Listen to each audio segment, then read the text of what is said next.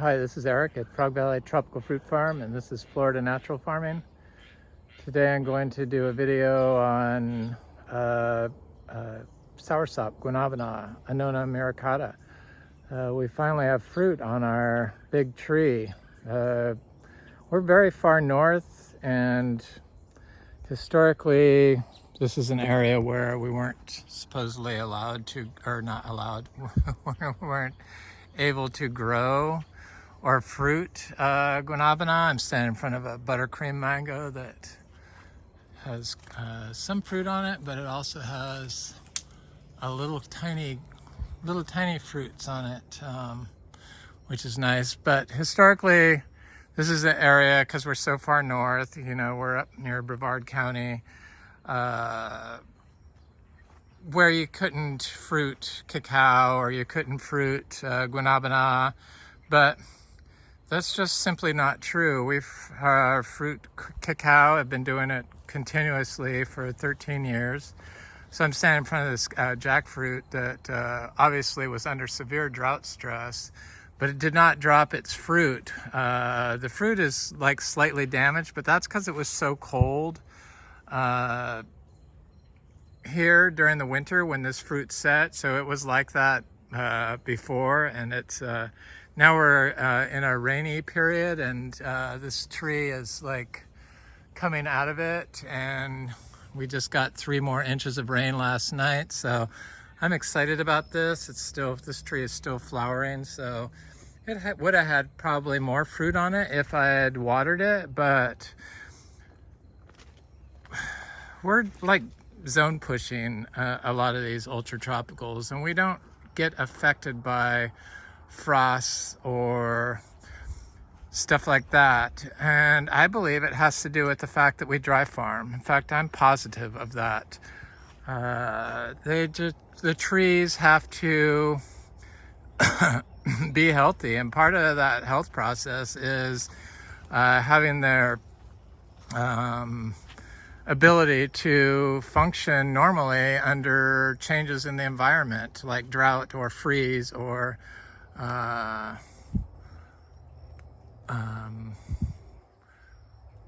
sun, too much sun. I got something in the mail for some weird sunblock for citrus.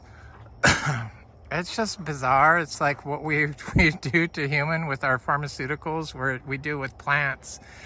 And how can all these trees grow naturally? We're trying to clear them out in Florida. We're like quickly ruining Florida by clear cutting everything to put in new houses. But how can they all survive and flourish with no water? It's just, none of this stuff is investigated. They only do studies on controls. So either it's an organic control, or it's a studying fertilizers or pesticides or sunblock for plants. No studies whatsoever pretty much are done on the natural systems, and our understanding of it was so limited. Look at this freaking diamond mango tree. So if this isn't 2 crops, I don't know what is. Sure, the first crop isn't that big, but there's some mangoes on there. But it looks like it's going to have a good second crop. There's some little mangoes in here. Some of them look like they have some bite marks on them, because the creatures have been just horrendous this year. So very little studies have been done on natural farming. In fact, I don't know of any really that tie together mitochondrial health from seed to fruition, especially in Florida. They told me I could not grow like this here, and because there's no nutrients in the soil, because the way we manage Florida's soils, we involve ourselves too much. We want to mow everything. Mowing just completely ruins sand. It makes it a sandbag, which is basically cement. So this is a jackfruit tree that's produced fruit every month this year so far. It probably could have had more fruit on it if I had given it water. It's coming out of the drought just fine. The brown on these fruit is from the cold. This wasn't caused from the drought. It just was burned from, it was very cold here this winter, and this fruit grew in the winter. So I'm working my way over to the Soursop. I just wanted to show the jackfruit because my friend Tim's coming by this morning. He wanted to know if I had any jackfruit. We're kind of a young farm, and it's an experimental farm, and I had to kind of figure out how to do all this stuff and teach myself and what was going on and what would work, and it's a process, and I'm still learning. So, but I do know that you can grow and dry farm everything here and fruit it and not have any problems. In fact, you aren't going to get affected by the freeze due to the relationships that the tree forms with the microorganisms in the soil that help it sustain itself with the trading of nutrients with the help of the fungi in the soil from like the ancient trees that are here, and it connects all the trees together. It's a mutualistic system that we just completely ignore, and they finally have shown a light on what's going on, so we can explain it a little bit better. So anyway, I'm going to go over to the Guanabana, or work my way over to them. I'm going to look at some little trees that are seed-grown trees. You know, we plant our trees when they're like 2 inches tall. If I start them in pots, and just leave my fruit alone, bird. And I do it during drought. I bare root, plant all my trees bare root now. I didn't always do that, but I feel that it gives them a jump start, and stuff just starts growing quicker when I've done that. And I don't water trees when I plant them. So we'll do it during drought and just plant them directly into the orchard floor amongst all this. They don't compete, it's mutualistic agreement. Sure, some are gonna get eaten by rabbits. We got thousands of rabbits here, but we also have owls and hawks and snakes and coyotes sometimes that come by here and eat and bobcats. I haven't seen any cougars, but probably there could be a cougar that comes up the drainage system they have. That's the only wild spot in this part of Florida. This used to be the frog gigging capital of Florida, Vero Beach. That's why I call it Frog Valley Tropical Fruit Farm. And they put in drainage ditches in the 20s, I think, to drain the swamps, because they didn't understand that our driving all over everything causes soil subsidence and causes the soil to sink. Maybe they did, but if you plant trees and stuff in it, then the soil lifts up. It's like a carpet, basically, that allows water to move through the system. If you stay off the sand and you have living roots and this tapestry of plants growing in it, then water can soak into the soil and get into the aquifer. But if you mow it, like this path, then when it rains, the carbon that's in the soil gets beat out, which is what this black stuff is here. When I moved here, this was all white sand, and this is what happens when it rains. So when you drive on it, eventually this will just wash away. It's like rock hard where you mow. Look at how nice everything looks. The star apples look great. I mean, you wouldn't even be able to tell that there was a drought. Just from my monthly farm update I just did, that showed it clearly that these trees were suffering. They look great.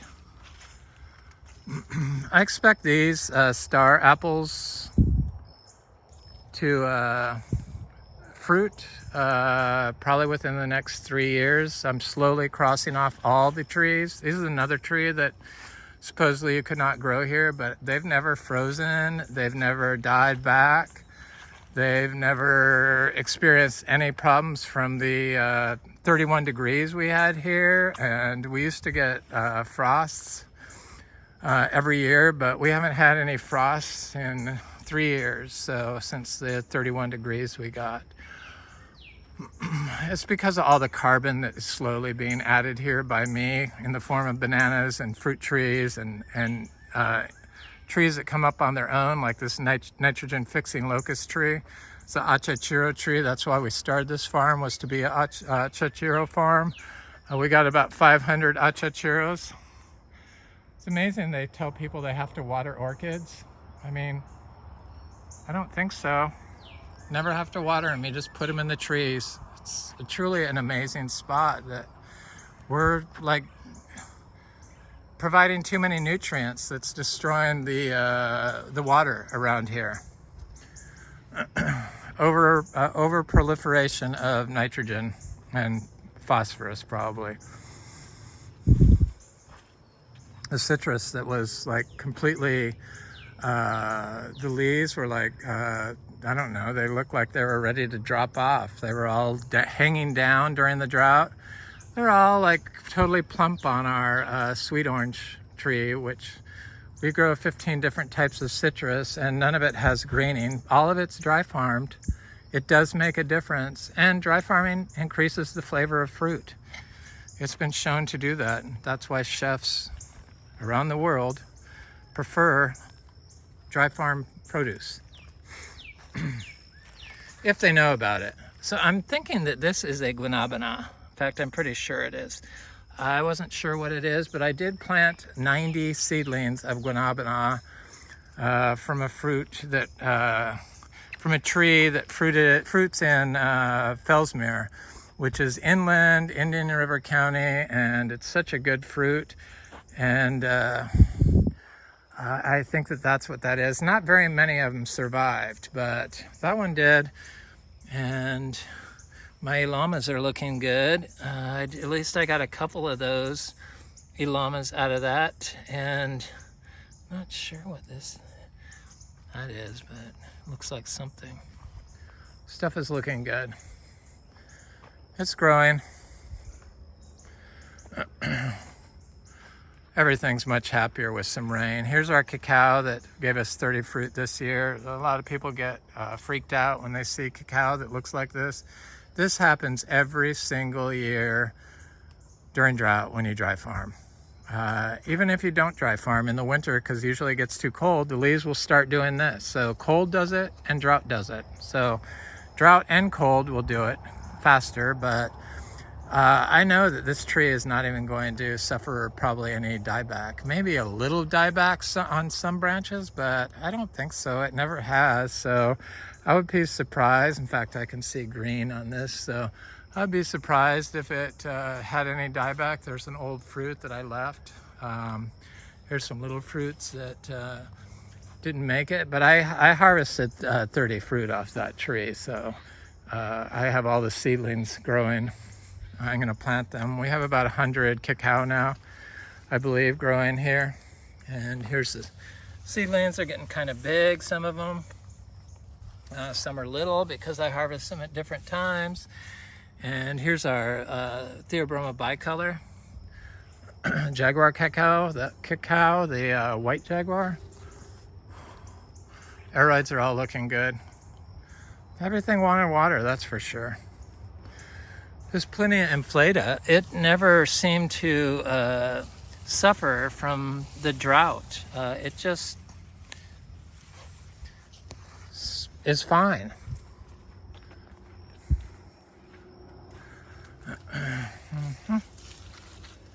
There's an achachiro that was looking much happier.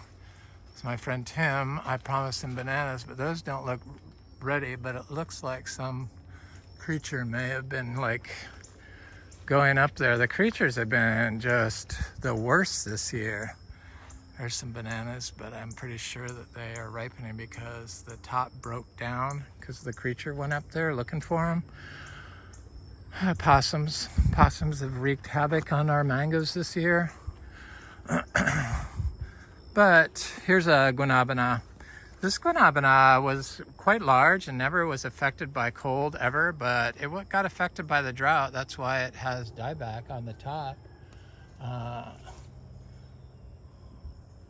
That big dead part is a branch that fell off this oak tree that oaks shed their sometimes branches during drought, but I think that was from a windstorm. This tree was very sickly. It's a fairly large laurel oak that got ravaged by the hurricanes. It's got a big rotten spot in it, and hurricanes just are, near misses of hurricanes caused it to just get trashed. And because they mowed this was a lawn for 50 years, the soil was very compacted, and a lot of these large live oak trees were hollow in the inside. This one's not. So this tree that did this, it's just going to be stronger. It's going to make a stronger plant. This usually Achachiro does not get affected by drought, but I did have one get affected by drought, and this one got affected by the drought recently. But I found that when this happens to Achachiro, 1 out of 500, so maybe 2 this last drought, and it's always next to the path, something next to the path. It's not the best spot to grow next to an area where you're mowing. That's why I don't understand citrus, how they could not see their flaw in their management. You're compacting the soil, and you compact the soil when you spray glyphosate around the tree because you think that all these roots are competing with the tree. If I didn't have these roots up against the tree, there's grass and stuff, if I had removed all this stuff, I couldn't dry farm because there wouldn't be any carbon in the soil. And carbon holds 8 times its weight in water. So you want that. Trust me, I've practiced doing this. This is why I do these videos, to try to explain what's going on. Unfortunately, I can't explain everything in every single video. They would just be hours and hours and hours long. So this, I was worried about this sweet giant ubijay. It's Eugenia. Yeah, I grow some Eugenias, not a lot, but I have some. It's a giant sweet one. Gifts from my friend Frank and Annette. So I have another Guanabana right here that looks totally fine. Little seedling. Looks great. Looks like the rabbits are trying to eat it.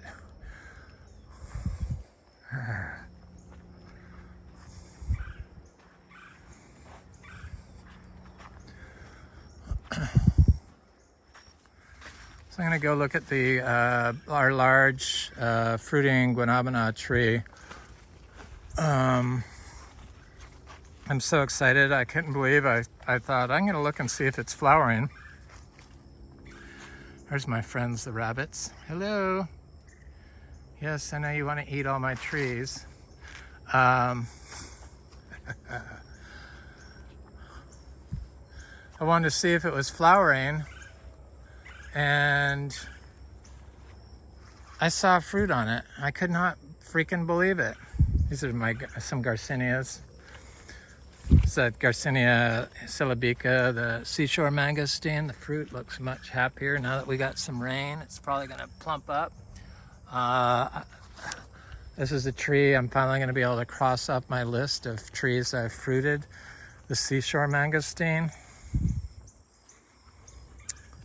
I was worried it would drop its fruit, but it seems to have held the fruit, no problem. It's got little fruits, it's got big fruits. Probably it'll start flowering again. It looks very happy now. I was shocked that this oak tree the leaves all started dying on it during the drought. So hopefully that branch won't fall on the tree. It's bug season now. Anybody who lives in Florida knows what I'm talking about. It's just like They just attack me, the deer flies. That's why I wear all this stuff on my head, because they seem to like to attack my bald head or semi-bald head. And this is a world's best mulberry. I'm surprised it still has fruit on it. It was looking a little haggard, but it's not the most attractive tree, the world's best at times. There's another Achachiro. There's a Eugenia right here that is doing good, even during drought. So that honeybee's nest is, or a wild hive is, it's looking good. Right there. I don't see bees coming out of it, but I certainly have. Probably because it rains so much. Here's a big Garcinia tree that has quite a bit of fruit on it. It's starting to turn yellow.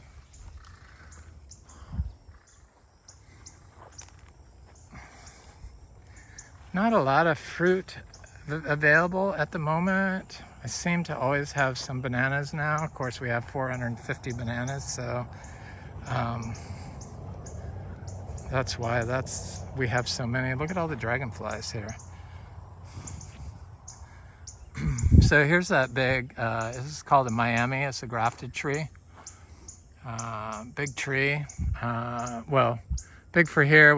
Everything was started as very small, tiny little seed-grown trees, or small nursery started trees, or small trees that my friend Frank gave me, like this rare Polyuteria that survived the drought just fine. The creatures got all the fruit except for 2 off this orange sherbet tree. So I was looking at this tree. Hopefully it's still there. Looking at this tree and going, I wonder if there's any fruit on it, or flowers is what I was looking for. And now I can't. There it is. So I was looking, and look, there it is. Oh my God, we got fruit. Guanabana fruit, Soursop, Annona muricata. Oh my God, so that had to set during the drought. This tree seemed fine during the drought. As you can see, it's very large. It never had any dieback from any of our cold weather we had. I'm sure there's probably more fruit on this thing. I just can't see it. But it never had any dieback from the freeze of 31 degrees. And I know that in Miami, when they get below 50, people have said a lot of their large soursops have died. I believe that's because people water. I'm positive that's why. It's one of the contributing factors of why the tree couldn't handle below 50 degrees when, our tree handled 31 degrees and didn't have any dieback. So it comes from the same source. I got this from Lara Farms, so it's not like it was started as a seed that I started correctly, unsterilized seed. Sterilizing seeds is like one of the not the smartest thing to do. Why that is pushed is bizarre, but you need to inoculate your seeds and preferably start them in compost that you make, not compost that you buy. We had to make our own compost to be biodynamic certified, and so you have to figure out how much nitrogen in the form of manure you're using, and how much carbon you use, and you have to have 60 to 40% carbon to nitrogen ratio, or 60 to 30, something like that. I don't know exact number, but you have to figure it out. And then they make you put biodynamic preps in it, which I do not do anymore, but I still make compost, and I do start seeds in it. This is a all summer mango that's looking good. I wonder why they haven't got that. And they did not find this orange sherbet mango. So this is a orange sherbet that's got some fruit that's getting fairly big. And then look at here, little tiny fruits. little tiny ones. So that is definitely a second crop. And it's got more than one flower on it. So it looks like it's flowering in multiple spots. There's some more fruit up here, little fruit. So yes, they do continuously fruit and flower here. We have one tree that's been in a continuous flower and fruit state for 16 months, a buttercream mango. So it's either had a flower or a fruit on it for 16 months straight. Our mangoes have been blooming, some of them continuously since early November. This is the achachiro that I said got dieback. I guess there isn't a path right next to it, but it suffered dieback. There's a big ditch next to it that we harvest water. They used to harvest water for the ponds, but it's right next to there. So that's just as bad as a path, because it scars, it separates that tree's root system from the root system on the other side of the ditch. So it's not a good thing. Just as a road. This is a mango that completely suffered drought dieback, and it's right next to a path. And this is one that froze 2 years ago, and this one did, and this one did. This area in particular was hit hard by the freeze. But this oak tree right here, it did the same thing. Is this tree going to survive? I'm sure it is. It looks green still, and it's just very bizarre. But these I had already written these off because these froze to just above the graft. So I don't even include these in my 270 grafted mango trees that we grow here. But this was always a heavily compacted spot. There was a chain link fence that ran the length of this, so I'm sure they sprayed glyphosate on it for since the 80s until we bought it, and it would settle right here, so that I'm sure had something to do with it. We've been growing holistically, regeneratively now for 8 years here, but soils retain pollutants. They say glyphosate stays in the soil for 20 years, so I'm sure that has something to do with it. I don't know for sure that they sprayed glyphosate, but I would bet money they did. These are Amico lemons. They look good. They didn't get attacked by the birds yet this year. I don't know if they're going to. They were a little small, and the birds... This tree just smells so good. The fruit is still very small, some of it. No greening. What's weird about this mango, totally fine. There's a Floragon mango that the creatures got all the fruit on the one next to it. This was covered in fruit, that mango, Floragon. And this one was covered in fruit also. And the possums decided to get all but a few fruit. There's a big achachiro tree that I'm sure is going to start fruiting, if not next year, the following year for sure. My friend Tim loves black sapote, and I was hoping that there would be a ripe one on the tree. This had a lot of flowers on it, but it dropped most of them, but I see that it's still in a flower state. It dropped most of them during the severe drought. It dropped a lot of leaves, which is what's under here, but it's had fruit on it continuously for a long time, a year probably. And I had left, there was a lot more fruit on here, but the creatures love the black sapote. So I wanted to let it tree ripen, because black sapote fruit, when it is tree ripened, is super sweet, and you'd love it. So took me a while to learn that, 13 years. Now I leave my black sapote on the tree until it's tree ripened, and take my chances with the creatures, just because it's just so much better than there's a seedling black sapote.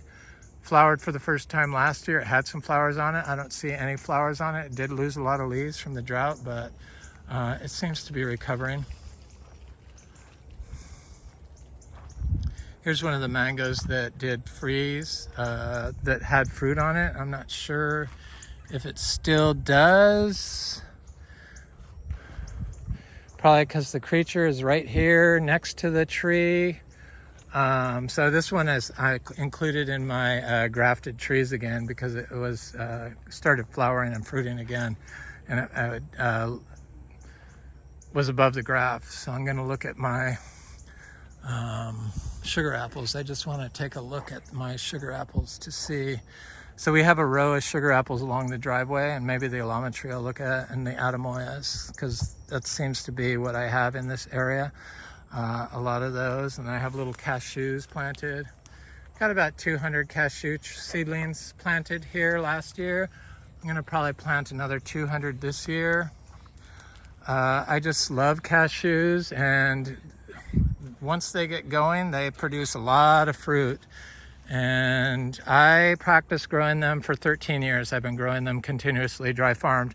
And I practiced on our other property, our beach house, 2.5 acres on the Indian River Lagoon, basically a sand dune, but I continuously mowed. And the tree eventually died and never produced fruit. But here, where we do not mow, the trees flourish. So it's the only thing different I did. I've given them more zebu inputs here, but I had given them compost. There's no reason why the trees should have died, because there's a lot of these little seedlings I've never given compost to. So here's an Atemoya tree. This is I think it's a Geffner, but it could be a Priestley. It's got flowers on it. And it had lost all its leaves during the drought, but it seems fine now. So yeah, the mowing, it just completely destroys your plant's ability to manage itself naturally. Which, I mean, it makes sense. You're like damaging the soil by driving on it with heavy machinery, compacting it. So that's why. So we have lots of little, I think this is the Atemoya, but it's certainly, yeah, it's the Atemoya. Certainly could be a sugar apple, but I thought I had just Atemoyas in this row. The sugar apples are this row here. And I'm gonna try to go through this mess here. I don't worry about snakes because I know where the snakes that are poisonous live. We really don't have all the rattlesnakes here. I've never seen a rattlesnake here. So Florida's got more than one type of rattlesnake. My first place here had in Grant, Florida, had pygmy rattlers and timber rattlers and water moccasins and coral snakes. And I used to not like snakes, but I really love snakes now that we have all these tiny fruit trees that get eaten by rodents. And if you stay out of their space, so don't go through standing water, definitely. And if it's raining heavily and there's water moccasins are on the move, don't go walking through something like this. But when it's dry and you don't have standing water, which we don't here, then you don't have to worry about it. So this is the Alama tree that looks just fine. It's something I have not fruited yet, but it is definitely going to happen eventually. That tree looks totally fine. So here's our sugar apple trees. They've got, they're very happy now that we have water. So all these little tiny flowers, none of them will produce fruit. Flowers have to be big. I'll try to find one and show you what I mean. I see one up here. Or some up here. So it will switch over to large flowers now that we got some rain.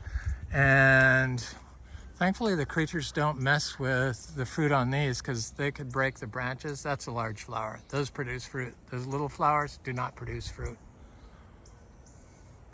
There's a fruit started right there.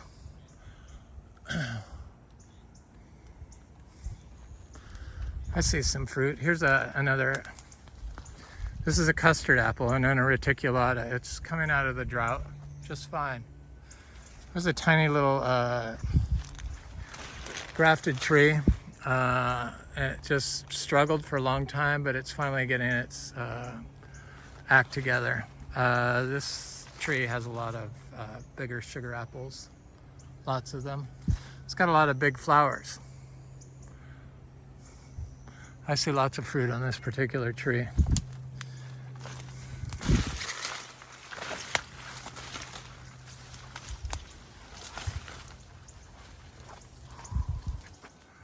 This tree has lots of big flowers on it. Here's a fruit from last year. I can smell the flowers. They smell so good. Here's a Gefner Atemoya that's coming out of its shock of drought, and it's getting kind of big. I see big flowers on it, so I know it's gonna have fruit. It had fruit last year, a lot of it, and sugar apples. We always get a lot of sugar apples. These are all chewy green sugar apples, though I think somehow a Thai lessard, which I don't really care for. They're the non-chewy type of sugar apple.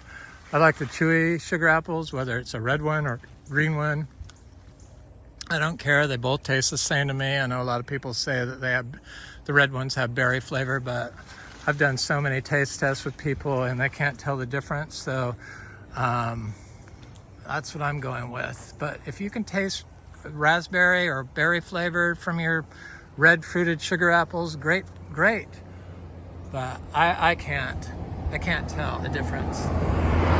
But I can tell a difference between the chewy ones and the non-chewy sugar apples. Ugh. I think the chewy ones taste better. There's something about the texture. I'm a texture freak. So if it's mushy and seedy, I just instantly won't grow it. What is it? Dugesia? What is it, that fruit tree? It looks very good, but I looked at it, looked just like a sugar apple inside. Hundreds of little seeds. I'm like, oh, hell no. Dugesia?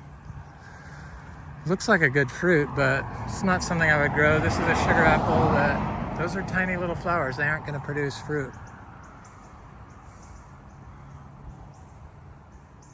It's amazing how well they grow without any water, how well everything does in Florida. It's a shame that we've ignored our natural systems here in Florida, because it is truly a gift to the world that we're quickly destroying, and it was the most biodiverse spot in North America. So to say that you can't grow stuff here because the soil lacked nutrients is the fault of the person managing the soil. So if you're managing and you're destroying with mowing and removing all the carbon, which is what all this is, then yeah, you're not going to have any nutrients, because all the life lives in the weeds and grass and below ground and above ground. So if you don't have all the weeds from all these different plants, then you're not going to have the life, the diversity of life.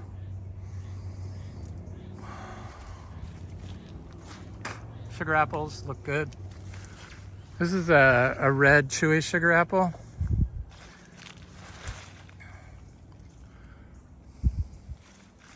You know, that's that one that was Isan Pisan. But it's just a red chewy sugar apple. So this Florigon tree had so much freaking fruit on it, and some of it's dropped, but it was too much and I couldn't. It just had so much fruit. I had to like ignore it, and I was hoping that it would thin itself out, which it's done. And it's just like so loaded. Kizar, this tree has a lot of fruit on it. Kizar was my favorite mango last year. Looks good. I don't know how good mango season's going to be, but it's going to be good for me because I have so many trees. I can definitely fill my pie hole with fruit, but everyone else is going to have to get behind me, and I can eat a lot of mangoes, so it just helps me not get stressed out about having to sell. But we are going to have some achachiros and some sugar apples kind of soon, but the achachiros And the Garcinia Livingstonii we will have soon. Definitely the Garcinia Livingstonii, and I'm going to be selling the Garcinia Livingstonii, the Imbe, I-M-B-E. I guess it sounds like MB, but it's Imbe, the African mangosteen. It's a very good cherry-sized, delicious mangosteen from Africa, mangosteen family of fruit, Garcinia Livingstonii. And I'll look at it right before I end this video. So it's more sugar apples, and we're gonna have some. I'm gonna sell some of the Garcinia syllabica because we're gonna have those, and I'm gonna have some Garcinia madruno. Probably not enough fruit, but I'll have a couple fruit for people that come by here. I always let them taste it. But I might sell some seeds of the madruno. I do like to plant a lot of the seeds. Here's a Florigon that didn't have quite as many fruit on it. Has a lot, but it didn't have those big droops like that other side, so it didn't drop any fruit, but there's a lot of fruit and it's getting big, thank God. Here's the Namdok Mai that's, this tree didn't only bloomed like right there, that two fruit is. And it looks like it's trying to bloom up here. Namdok Mai is one of those trees that produce more than one crop for us per year. So I imagine this tree should give me a bloom now that it got some rain. I would think it should trigger it somehow. Here's that custard apple I showed during the drought that looked horrible, didn't have any leaves on it. It had leaves all winter, never lost any leaves, and then the drought came, it lost its leaves. It's functioning normally. It's rejuvenating itself because it has good cellular energy, which it gets from amino acids, not from salt-based nitrogen, ammonia nitrogen, nitrates. You got to get your nitrogen for, there's a Super Julie tree that's looks like it's giving me a good bloom. So I expect this tree to have more fruit on it, and it had some fruit on it. There's one right there, but not a lot. Is that more than one crop? Most certainly. Granted that one little fruit, but that is a separate crop, whether it's big or not. But these are young trees. This is only a 4-year-old tree. And for it to start blooming in basically June, or soon to be June, after it's been blooming pretty much all for months and has given us fruit, is like, it's a good thing. I'll take it. I don't see a lot of people talking about off-season mango blooms or mangoes that continuously bloom, but we got it here. Here's a jackfruit tree. This tree had a lot of flowers on it for a long time, and it had one big fruit, but it did drop it, but it didn't drop any leaves. I found that interesting, but it has some fruits. It's an orange crush. It's got a lot of fruit that's dropped, but it's got a lot of flower on it. This thing has been flowering for months, and it's the first time it's fruited, so I expect fruit trees that fruit for the first time to abort fruit more so than trees that don't, that have fruited more than once. So these jackfruit trees over here scared me. This one, it's a seedling tree, but I could see it's totally fine now. Here's a little female Garcinia Livingstonii, the Imbe.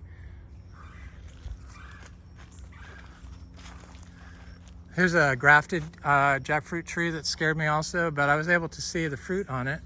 So it held its fruit during the drought. So this tree has produced fruit before, so it didn't have any problem holding on to its fruit. Would the tree look better and probably have more fruit on it if I continuously watered it and kept the conditions perfect for it all the time? Probably, but would it die if a freeze came along? Possibly. I would say chances are it would. I'm gonna go look at this last MB fruit tree. That's just, I mean, nobody discusses this stuff. That's why I talk about it. And nobody experiments. And they think you're a fool if you experiment, or a quack. And I just want to know. I just don't understand how all these other trees can look so great all the time. And all these non-natives are invasive species that should do well, like the pepper tree. And they do well. But we never have given them a space where they could function naturally. So that's what we do here. That's why it's natural farming. There's an Atemoya tree that looks great. This is a seedling mango tree that looks great. I could see the big fruit on this Garcinia Livingstonii right here.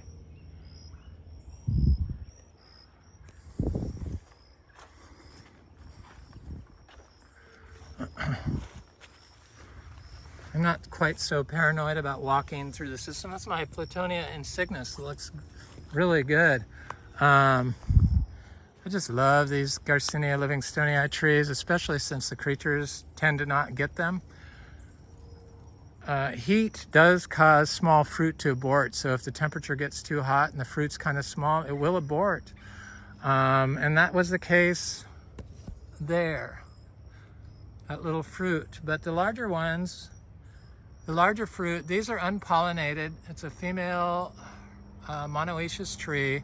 I'm sure that the seeds are going to be produce female fruit, but I don't know for sure. That's why I experiment. I want to find out so that I can tell people, yes, the unpollinated female Imbe fruit will be self-fertile and produce fruit and only produce monoecious female. So I said I sell these for $3. I could see there's 2 seeds in them. Imbe seeds are like $6 each, aren't they? I'm fairly certain that's what they cost. So I saw Miami Fruit was selling that for the fruit for $127 for 20 fruit. So $3 each is less than half that price. Anyway, this is Eric at Frog Valley Tropical Fruit Farm, and that was my Guanabana, Soursop, Annona, Garcinia Livingstonii, Garcinia syllabica, Achachiro fruit video. I hope you have an excellent day. Thanks for watching. Please like, share, and subscribe if you enjoy this content. Please leave a comment. I love hearing from you most of the time. Leave a nice comment. Thanks so much.